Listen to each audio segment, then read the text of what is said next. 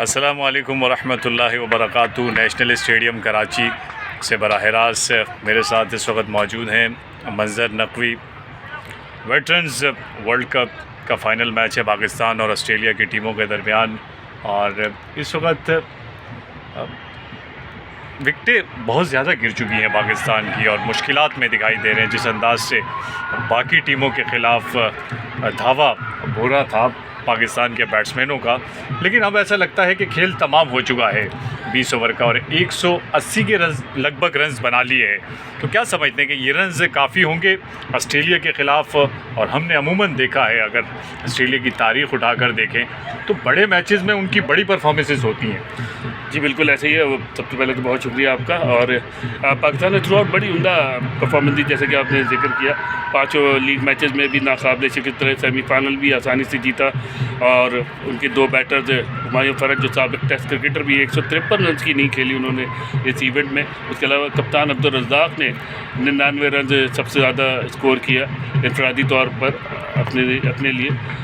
लेकिन आज कुछ बुझी सी पाकिस्तान टीम रही, और उसकी यकीनन ख़ास बात यही थी कि ऑस्ट्रेलियाई बॉलर ने बड़ी नपी तुली बॉलिंग की है।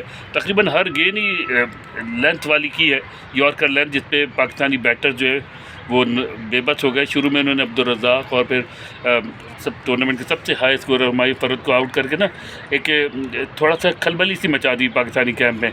और शायद वही दबाव था जो आखिर तक पाकिस्तानी बैटर्स ने कैरी किया, और बहुत ज़्यादा स्कोर, बहुत ज़्यादा तो नहीं कहेंगे, लेकिन ये कि तवक्को से कम थोड़ा सा स्कोर बनाया है। लेकिन अब पाकिस्तान की बॉलिंग देखनी होगी, और पाकिस्तान की बॉलिंग भी आप पता है आमिर भाई आपको कि सुहेल खान है, ताबिश खान है, जुल्फ़िकार बाबर हैं। ये ऐसे बॉलर्स हैं कि जो बड़ा तजुर्बा रखते हैं, और यकीनी तौर पर एक अच्छा मुकाबला देखने की तवक्को की जा रही है।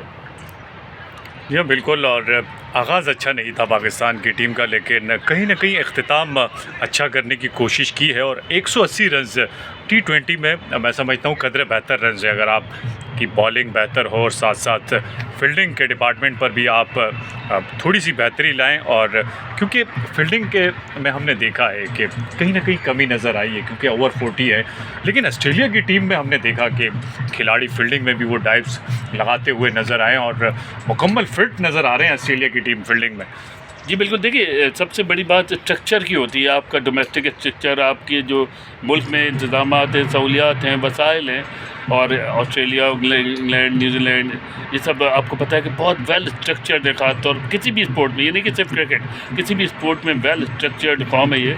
और उसकी एक झलक यकीनन आपने आज जहाँ फील्डिंग में देखी। हालांकि ओवर 40 प्लेयर है, लेकिन बड़ी शानदार फील्डिंग का मुजाहरा किया। कई ऐसे कैच जो नहीं थे उसको दबोचने की कोशिश की, एक दो कैचेस ड्रॉप भी हुए, लेकिन उन कैचेस को कैचेस में तब्दील करने के लिए बड़ी शानदार फील्डिंग की ऑस्ट्रेलियाई बॉलर्स ने। और पाकिस्तानी बैटर्स की अगर बात कर लें तो 15 ओवर में 100 रन भी दिए थे, लेकिन आखिरी 5 ओवर में कुछ बैटर ने आंसू पोंछे। और यकीनी तौर पर हम उम्मीद करते हैं कि पाकिस्तानी टीम बैटिंग के बाद अब फील्डिंग में भी और बॉलिंग में भी उम्दा परफॉर्मेंस देगी, और ये टाइटल जो है अपने नाम करेगी, और मेज़बान टीम की हैसियत से ये टाइटल जीतने में कामयाब होगी। और आपको बताते चले कि पाकिस्तान ने 20 ओवर में 150 रन बनाए हैं।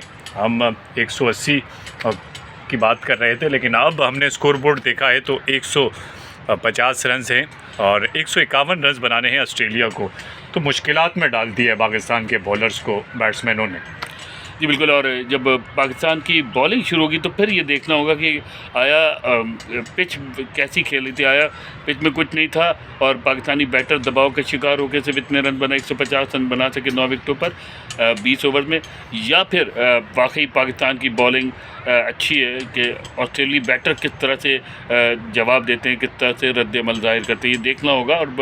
और अगर कुछ इब्तदाई, ख़ास तौर पर इब्तदाई विकेटें अगर जल्द हासिल करने में कामयाब हो गए ऑस्ट्रेलियाई बैटर्स की, पाकिस्तानी बॉलर, तो यकीनी तौर पर एक दिलचस्प मैच होगा। अगर हम बात कर लें ओवरऑल किस तरह से आप इंतज़ाम देखते हैं IMC T20 ओवर 40 क्रिकेट में, कैसा लगा आपको? आप यहाँ आए, आपने इंतज़ाम देखे, कैसा लगा मेरा आपको? सबसे पहले तो मैं आपका बहुत ज़्यादा मशकूर हूँ, और आपने मदू किया और हम यहाँ आए, हमने देखा नेशनल स्टेडियम बड़े खूबसूरत अंदाज से इन्होंने इसे बनाया है, सजाया है, और जिस अंदाज से हमने देखा कि इंतज़ामात बड़े ज़बरदस्त तरीके से किए हुए हैं इस खुसूसी वर्ल्ड कप के लिए। और बहुत मज़ा आ रहा है क्योंकि अपने नेशनल्स खिलाड़ियों को अपनी स्क्रीन पर देखते थे और आज बराह रास्त देखने का मौका मिला है, तो अच्छा लगता है ग्राउंड्स में आकर उन्हें बराह रास्त देखना भी।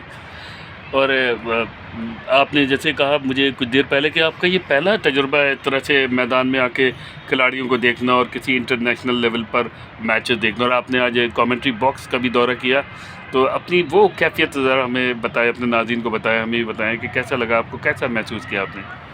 जी हाँ, बिल्कुल। और इससे कबल 2005 में एक मैच था पाकिस्तान और इंडिया के दरमियान नेशनल स्टेडियम कराची में, और उसके टिकट्स मिल गए थे लेकिन कोई वजूहात थी जिनकी वजह से वो मैच नहीं देख पाए। और वो पहली दफ़ा था, और एक दफ़ा 2005 के 5 ही था ग़ालिबन, उसमें ट्रायल्स देने आया था मैं अंडर 19 के यहाँ। तो उसके बाद आज मौका मिला है नेशनल स्टेडियम आने का। तो आज तो बगैर टिकट के आपने मज़े किए हैं माशाल्लाह माशाल्लाह। और अल्लाह ने चाहा तो इंशाल्लाह अब ये सिलसिला जारी रहेगा आने जाने का। बिल्कुल बिल्कुल, हमारी दुआ है, ख्वाहिश है कि और आमिर यूसुफ जिस तरह से माशाल्लाह माशाल्लाह कमेंट्री कर रहे हैं और जिस तरह से अपनी लेगेसी को आगे बढ़ा रहे हैं, इंशाल्लाह कोई मैं इसमें शक की बात नहीं कि आइंदा 2-3 बरस में ये पाकिस्तान क्रिकेट का एक बड़ा नाम होगा आमिर यूसुफ कमेंट्री में। हमारी नेक तमन्नाएँ दुआएँ आपके साथ हैं। बहुत बहुत शुक्रिया मंजर नकवी आपकी मोहब्बत का, और यहाँ हम चाहेंगे इजाज़त। अल्लाह हाफिज़।